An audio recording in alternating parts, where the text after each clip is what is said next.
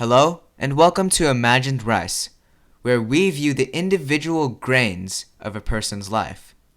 Today, me and my partner David will be viewing the story about a person.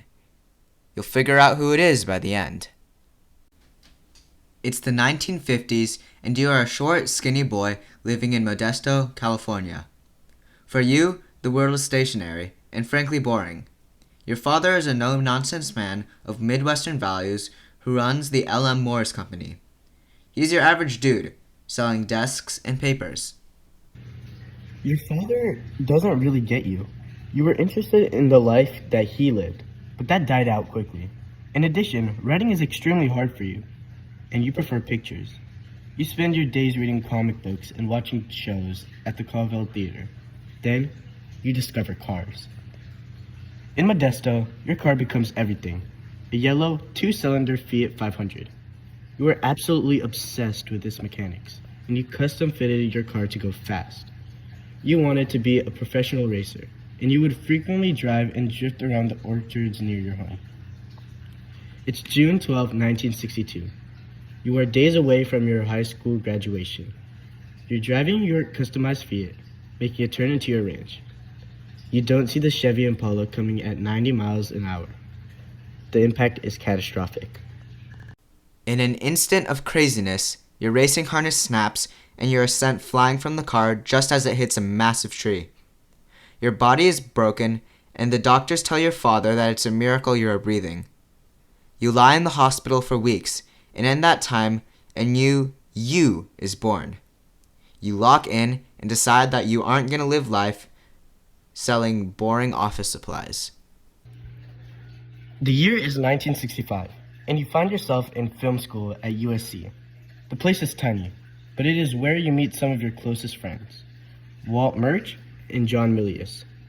In addition, you meet a man that changes your life, Francis Ford Coppola. You guys are almost complete opposites. You are quiet, and he is loud. He drags you into the professional world, and it is there you realize that you hate the film industry. When you decide to release your first professional film, you go to Warner Bros., and they agree. You shoot a film known as THX 1138, a dystopian movie that gives massive psychological impact. The executives at Warner hate it, however, and they take the film and edit it so much it doesn't give the same message anymore, and you are devastated. Later, Francis then tells you to stop making cold movies, and instead, make something that people will love. You look in your past for inspiration, and you take form a new script, and decide to name the movie American Graffiti. The big studios still dislike it, but you persist and hire numerous young people as the lead characters, and use over 41 rock and roll hits for your soundtrack. The movie is a total hit, and what started as a $777,000 budget movie earned over $100 million. For the first time in your life, you have lots of money. Instead of stopping on that success, however, you gamble everything on another story. This one about a farm boy, a space wizard, and a princess. Your first idea is a mess. Your first draft has an old general protagonist, wills, kyber crystals, and crazy monsters. You are bleeding on the paper, agonizingly writing page after page, working for hours and hours on the script. All of your friends, like Francis Ford Coppola, are making crazy hits like The Godfather, and they look at your scripts confused. However, you implement concept art. You understand that people won't exactly understand your vision with the script alone, so you hire Ralph McQuarrie and tell him to paint a man with a breathing mask and laser sword fighting a giant bug in a space hallway. The executives at 20th Century Fox understand what you're trying to say and give you $8 million for the movie. In addition, you realize that you must invent yourself the technology to shoot the shots you want to, so you create a company known as Industrial Light and Magic. You tell them how you want cameras that can move around models controlled by computers, but they think it's impossible. Now, it's March 1976. You are on location in Nefta, Tunisia. You are the captain of the ship, but the ship is sinking. On the first day, a massive, once-in-a-century rainstorm hits the desert. The sets are melting. On the fourth, the hydraulic lines on one of the vehicles break. After a week, the radio-controlled robot units keep picking up signals from local Tunisian radio stations and keep driving off into the dunes or crashing into props.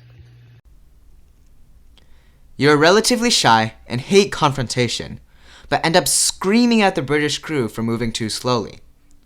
Soon the shots are finished, and it's time to go into the editing room, where the real battle begins. After the first, raw version of the movie is shown to your friends, they are all disappointed. You immediately go back to work and bring in Marcia Lucas, your wife, as an editor, and work to make the movie a hit.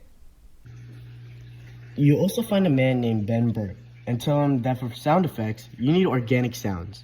He records a broken air conditioner, and that becomes the hum of your most iconic weapon, and put together your movie. In 1977, the executives at 20th Fox Century have little faith for your movie. So little faith that they don't bother to get a hold of toys or licensing.